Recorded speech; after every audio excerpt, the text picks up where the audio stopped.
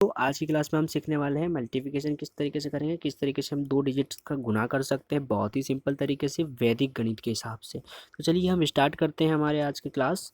तो मैंने यहाँ पर दो संख्याएं ली है, एक लिए 42 और एक लिए 23। अब इनका दोनों का हमें गुणा करना है। तो देखिए कितने तरीके से सिंपल तरीके से किया है। मैंने सबसे पहले यहाँ पर किया है 4 और 2 का, यानी कि जो पहली संख्याएं होती हैं दोनों की उनका गुणा किया है। तो 4 और 2 का किया है तो 4 दूनी 8 होता है, तो मैंने 8 लिखा। लेकिन यहाँ पर दोस्तों मैंने जीरो लगाया है। अगर जब भी संख्या सिंगल डिजिट में आती है तो आपको जीरो लगाना पड़ता है उसके आगे। जैसे कि 8 आया है, अभी 4 दूनी 8 आया है, तो अभी हमने यहाँ पर क्या लगाया है, एक जीरो लगाया है। तो इसके संख्या के आगे हमें एक जीरो लगाना होता है। ठीक है, ये मैंने लगा दिया। तो यहाँ पर 8 मैंने लिख दिया सीधा सीधा, है ना। इसके बाद में सेकेंड संख्या है हमारी 2 और 3। अब फिर इसके बाद मैंने मल्टीप्लिकेशन किया है 2 और 3 का, 3 दूनी 6, है ना। तो यहाँ पर भी सिंगल डिजिट आ रही है, 6 एकदम सिंगल है, इसके लिए इसके आगे हमने जीरो लगा दिया और हमने यहाँ पर ये संख्याएं लिख दी है। अब इसके बाद हमने क्या किया है दोस्तों, अब देखें यहाँ पर, अब सेकेंड स्टेप में हमने इसको है जो है, अभी हमने इस और इस संख्याओं का गुणा किया था, जैसे कि इन संख्याओं का हमने गुणा किया था अभी। और अब हम करने वाले हैं पास पास वाली संख्या को, यानी कि इन दोनों का और इन दोनों का गुणा। ठीक है, तो दो का गुणा दो में किया तो कितना होगा, 2 का गुणा 2 में 2 दूनी 4 हुआ, तो ये 4 और है ना। और 4 का गुणा 3 में किया तो कितना हुआ, 4 3 12 हुआ। और दोनों को अगर प्लस कर दिया तो ये हो गया 16। और ये जो 16 है, एक संख्या को छोड़ करके हमें लिख देना है। तो एक संख्या मैंने यहाँ से छोड़ दी है 6 को, और उसके बाद में ये 16 लिख दिया। और इनको सबको प्लस कर दिया है, तो प्लस करने पर 966 आएगा, और यही आपका आंसर है। थोड़ा सा ट्रिक आपको अभी मुश्किल लगेगी, लेकिन आगे हम प्रैक्टिस करेंगे तो और सिंपल लगेगी। चलिए अगले सवाल की ओर चलते हैं। देखिए हमारा अगला सवाल है, यहाँ पर हमने दो डिजिट ली है, एक 45 लिया है और एक लिया हमने 34 लिया है, 34 लिया है।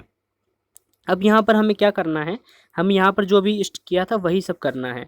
ठीक है, सबसे पहले मैंने क्या किया है, दो संख्याओं का गुणा कर दिया है। जो भी पहली संख्या यहाँ की है इसका इसमें, यानी कि 4 का 3 में कर दिया, तो 4 3 12 हो गया, तो मैंने 12 यहाँ पर लिख दिया है। ठीक है, दूसरी बार मैंने किया है 5 और 4 का गुणा, तो 5 चौक 20 होता है, मैंने 20 भी यहाँ लिख दिया है। अब हमें क्या करना है, सेकेंड स्टेप में हमें आ जाना है। और सेकेंड स्टेप में हमें करना है पास पास वाली संख्या का गुणा, इन दोनों का और इन दोनों का।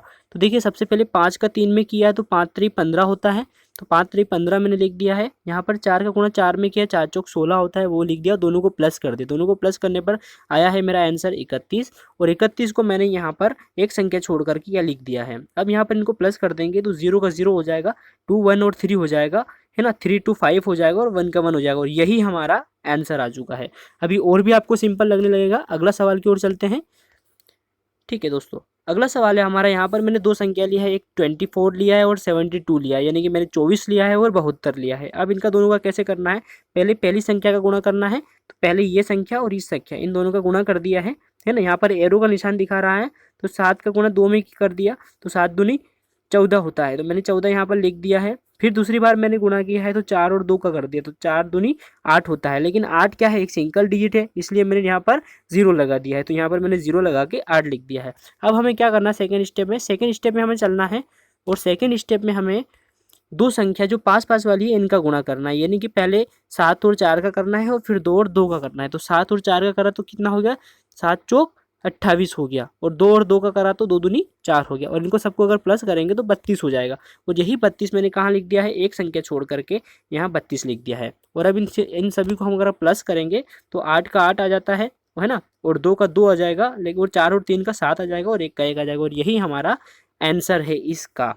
चलिए अगले सवाल की ओर चलते हैं। और सिंपल आपको लगने लगेगा दोस्तों, थोड़ा सा बने रहिए वीडियो के साथ में और देखते रहिएगा वैदिक गणित हमारी कितनी पावरफुल होती है और कितनी सिंपल, हमारे बिना पेन उठाए हम इनको हल कर देंगे। अगला सवाल है हमारा 68 और 92, यानी कि 68 का और 92 का हमें गुणा करना है। देखिए मैंने सबसे पहले वही किया है, हम करेंगे 68 92, तो हमें 92 और 68 का गुणा करेंगे तो 54 आ जाएगा, है ना, जो कि मैंने यहाँ लिख दिया है। अब हमें 54 के आगे लिखना है, यानी कि हमें करना है 8 और 2 का गुणा, तो 8 दूनी 16 हो जाएगा, तो 16 मैंने यहाँ लिख दिया है। अब हमें सेकंड स्टेप में क्या करना है, सेकंड स्टेप में हमें चलना है और पास वाली संख्याओं का मल्टीप्लिकेशन करना है, यानी कि 9 का 8 में करना है तो 72 हो जाएगा, और 6 का 2 में करेंगे तो 6 दूनी 12 हो जाएगा, और इनको अगर प्लस करेंगे तो आ जाएगा हमारा 84, और यही 84 में एक संख्या छोड़ करके यहाँ लिख देना है।